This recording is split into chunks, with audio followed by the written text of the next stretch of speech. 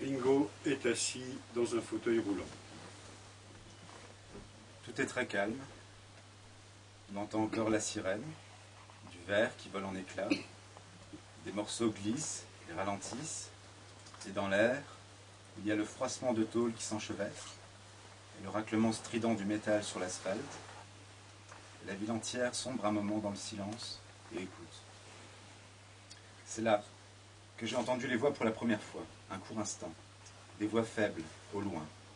J'ai pensé, ce sont les gens dans les autos, ils appellent au secours. Mais cela venait de partout, de tous les côtés, comme un chuchotement, une parole paisible et pressante, comme une prière. J'ai encore secoué la tête, puis c'était fini. Friederike est enceinte. Patrick commence à la tripoter. Viens. Je ne sens rien, tu peux toujours t'activer. Ce n'est pas beau comme ça. Ce n'est pas beau tout court. Ça fait si longtemps que... Ah, c'est ça, encore jamais. Tu fais quoi là, avec tes mains, tes jambes? Avant pourtant tu étais... Allez, viens. Tu me chatouilles, arrête. Quoi donc? Je ne peux pas, avec cette chose dans le ventre. Ça nous regarde faire avec ses yeux de poisson. C'est égal, là, je veux tout de suite. Pourquoi tu allaites comme ça? Tu te sens mal? Arrête un peu de bouger, tu veux? Tu ressembles à ma mère. Quoi? Quand j'étais couchée avec de la fièvre et que son visage pendait au-dessus du lit, gras, un genre de lune morte, pleine de cratères. Tu es à vomir. Je sais. Ringo s'est assoupi dans le fauteuil roulant. Il se réveille. Bon sang, si j'ai rêvé la gueule ouverte. Les rayons du soleil sont si bas, ils m'ont éclairé entre les dents jusque dans la gorge. Faut que je boive. Betsy, je suis devenu si lourd. J'ai commencé à fondre sur les bords. J'ai soif. Betsy, ma langue dans ma bouche est comme de la viande morte. Betsy, où tu es? Betsy! Pourquoi tu dis rien quand tu t'en vas? Tu me laisses mourir. Je suis une gêne avec mon fauteuil. Et toi, tu vas au bord des lacs. Tu penses pas à moi. Et un jour, quand tu rentreras et que ta peau sera rouge, et tu sentiras le soleil, je pendrai dans mon fauteuil, desséché et tordu. Et je te regarderai avec des yeux morts. J'ai soif. Patrick nourrit le serpent. Qu'est-ce que tu fais? Je le nourris. Et moi?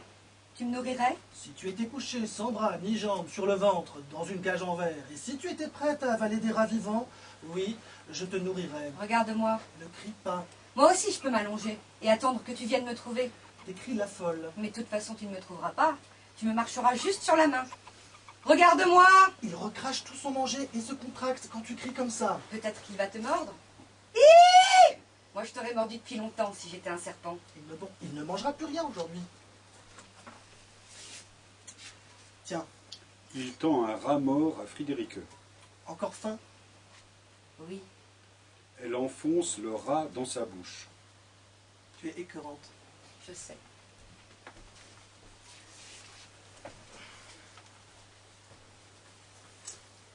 Melchior. Je me suis affaibli ces derniers temps. Mes yeux sont toujours fatigués. Il y a quelques jours, j'étais devant le supermarché. Les portes automatiques étaient encore fermées. Je me suis assis sur les marches et attendu et me suis assoupi. Un petit couple m'a réveillé complètement sous. Il est fermé mon gars, le supermarché, qu'ils ont dit. Reviens demain. Elles m'ont secoué par les épaules en riant. Rentre chez toi, vieil homme, va dormir. Alors, j'ai penché la tête en arrière. J'ai regardé le ciel. Noir. Tout.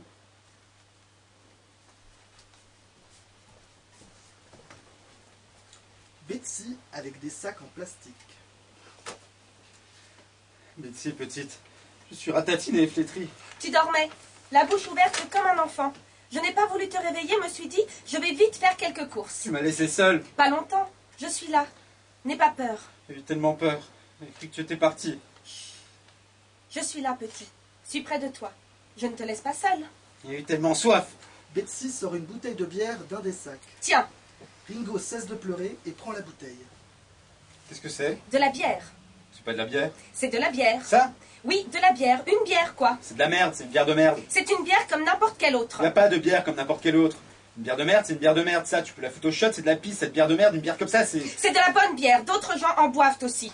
Je ne connais pas d'autres gens. Betsy prend la bouteille et la jette. Oh, tu as jeté la bouteille par la fenêtre. Oui, j'ai fait ça pour toi. Plus possible de boire maintenant. Tu as fait ton visage mauvais. J'ai pas de visage mauvais. En moi, tout part en miettes quand tu me regardes avec ce visage. Comme si tu ne voyais rien du tout. Alors je me suis dit, tout est fini, et nous sommes vieux, et nous nous haïssons. Et alors je jette la bière par la fenêtre. Parce que je ne sais pas quoi faire d'autre avec cette bouteille qui n'est pas la bonne. Parce que sinon je me jette moi-même juste après elle quand tu me fais ce visage. Voilà pourquoi. Betsy, je veux pas ça. Ce visage de moi, je suis désolé pour ce visage. Non, c'est moi. Je ne savais pas qu'il existait de la bière qui n'est pas la bonne. C'est égal, petite. Puisque toi, tu es la bonne. Tu es toujours la bonne. Quelle que soit la bière que tu rapportes. Mais cette bière-là, c'est de la merde. Je ne veux rien entre nous. Pas même une bière. Rien du tout. Tu m'as laissé en plan là, dans ce fauteuil. Je suis avec toi. Nous sommes en sécurité. J'ai soif.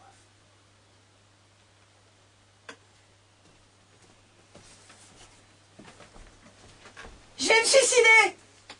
Descends d'abord la poubelle, ça pue.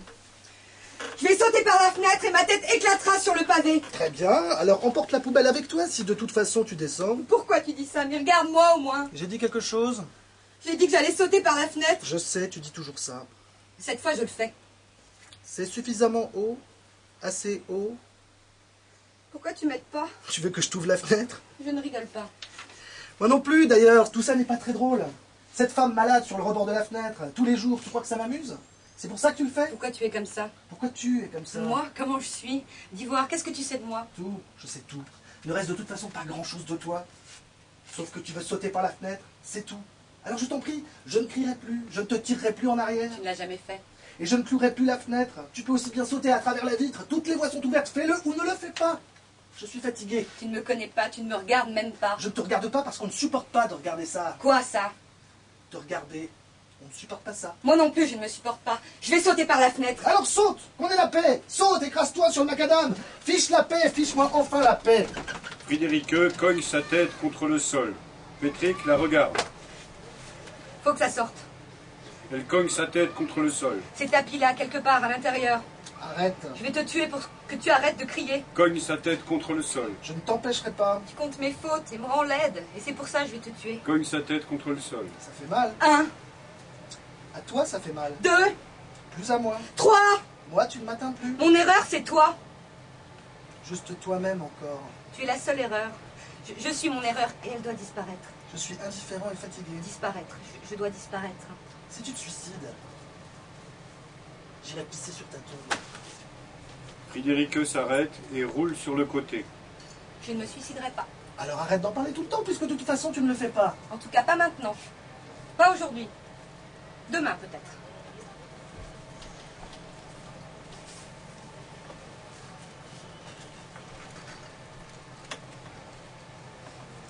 Aujourd'hui, je veux une journée réussie. Quoi?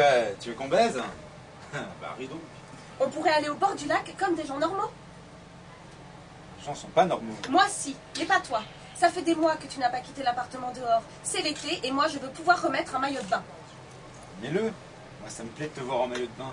Je veux nager, je veux aller au bord du lac. On pourrait pousser le fauteuil sur le sable et boire de la bière. Les lacs, c'est pervers. Des gens gros qui étalent leur corps d'asticot à la lumière, se font frire dans l'huile solaire jusqu'à ce que leur peau éclate comme une saucisse chaude, et avant qu'ils ne commencent à brûler, ils trempent leurs enfants sous l'eau et coulent, bourrés, le ventre rempli d'escalopes et de bière. Il faut 5 maîtres nageurs pour remonter leurs cadavres boursouflés à la surface. C'est ça, les lacs! Ah. Oui, Pourquoi tu dis des bêtises pareilles? je veux te faire peur. Je ne suis pas un gros asticot. Personne ne parle de toi, Et pourquoi pas? parce qu'il n'y a rien à dire, là.